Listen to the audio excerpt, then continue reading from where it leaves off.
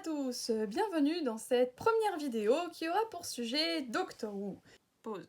Je lui avais dit de ne pas faire de speech introductif, mais visiblement elle est plus têtue que moi, enfin c'est ce qu'elle croit, parce qu'on va passer son speech introductif, on va aller 5 minutes dans le futur. Doctor Who, c'est une série. Non, sans blague. Si, je te jure.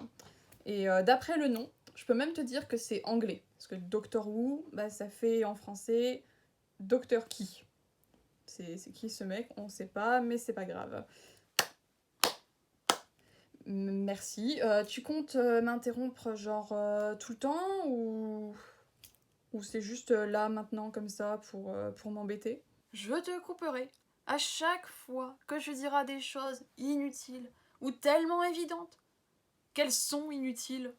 Non, parce que t'as pas l'air de te rappeler, mais t'es loin, très loin, d'être la première à faire des vidéos qui traitent de Doctor Who. Non, sans blague. Bon, je vais l'enfermer dans sa boîte parce que sinon on va se le taper pendant toute la vidéo et autant dire qu'on n'est pas arrivé au bout. Mais t'as pas le droit de faire ça.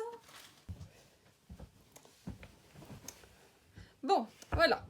Comme je le disais, Doctor Who, c'est une série anglaise qui a débuté en 1963.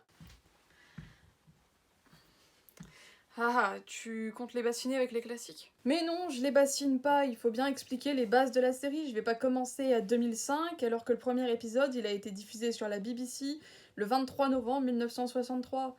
Enfin, faut quand même noter que c'est l'une des plus vieilles séries qui soit, et surtout, qui est encore en cours de production. Oui, parce que si elle n'était pas encore en cours de production, ça serait pas intéressant comme sujet de vidéo, tu vois. Salut. Salut. Alors, on peut diviser cette série en deux grands airs. Dans chaque grand air, on a d'autres airs. Mais si je m'étale dessus, on y sera encore l'année prochaine. Donc on va se concentrer sur les deux principaux, qui sont l'ère de la série classique, qui commence en 1963 et qui s'achève en 89. Il n'y avait plus d'argent pour continuer, donc voilà, on arrête la série. On inclut dedans un téléfilm qui a été réalisé en 96 en coopération avec des Américains, c'est un petit peu différent.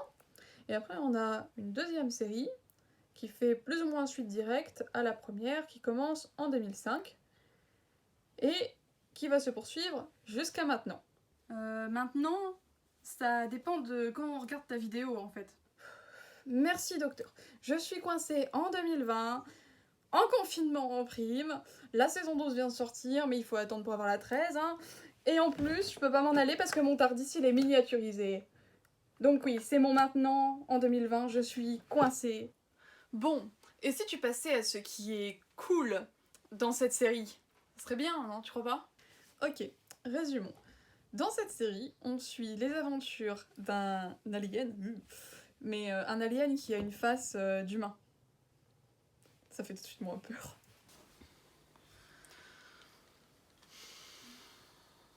Et cet alien voyage avec des compagnons, genre son petit groupe d'amis, son gang de potes. Femme? Team Tardis? Merci docteur. Et il les emmène dans sa boîte. Ça fait un peu bizarre dit comme ça. Mais y a rien de bizarre là-dedans. Hein. Ce qu'elle a pas encore dit, c'est que c'est un vaisseau spatial. Mais spoil pas! C'est aussi une machine à voyager dans le temps. Du coup, cet homme dans sa boîte bleue et voyage avec son gang d'amis à travers le temps et l'espace, en gros n'importe où. D'ailleurs, de temps en temps, il perd des amis.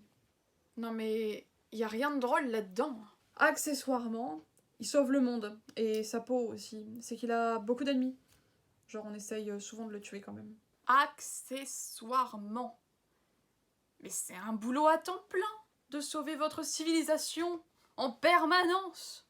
Vous êtes tout le temps en train de vous faire attaquer par des aliens ou en train de produire vous-même des catastrophes. Non mais enfin franchement, accessoirement. Ah t'es revenu toi. Attention, une poivrière attaque.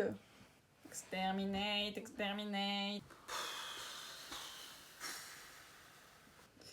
Désolée, j'étais obligée.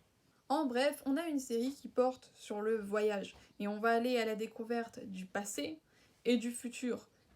On a également des épisodes qui se déroulent dans le présent, mais dans le présent de lorsqu'ils ont été tournés, ce qui fait que les épisodes qu'on va regarder aujourd'hui, qui datent de 1963, sont en fait des épisodes passés, complètement, y compris ceux de 2005 d'ailleurs.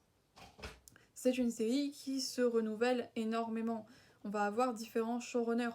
Depuis la New Who, on en a déjà eu 3, avec chacun un style différent. On va avoir des scénaristes différents pour les différents épisodes. Et plus encore, on a les acteurs qui vont varier. Les compagnons du docteur, puisqu'ils vont partir d'une façon ou d'une autre, vont être remplacés par de nouveaux compagnons, des nouveaux personnages. Et le docteur lui-même, qui est un extraterrestre, on le rappelle, lorsqu'il meurt, parce qu'il n'est pas immortel, c'est contestable ça, va se régénérer. Et lorsqu'il va se régénérer, il va changer d'apparence physique, il va changer de goût, sa personnalité et son caractère vont varier, mais on garde toujours la même histoire. Ça reste le même personnage avec le même passé. Sa personnalité varie un petit peu, et évidemment, les mimiques et le visage. Et potentiellement le sexe aussi. Les Seigneurs du Temps sont au-dessus des problèmes de genre. Les bananes, c'est fantastique! Faut toujours avoir une banane sur soi. Tiens. Oh.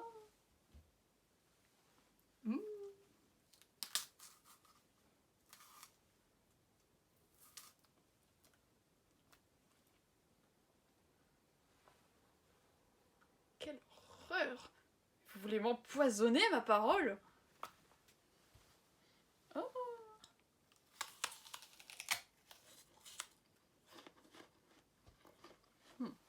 Et ça peut aller d'un vieil homme aigri. Elle parle de qui, là? Non, mais... Ah, les humains, vraiment. À une femme complètement gamine. Elle a dit gamine? Brillante. Brillante. Pas gagné. En bref, ceci était un résumé rapide, et je compte vous raconter d'autres choses sur Doctor Who par la suite. Spoilers.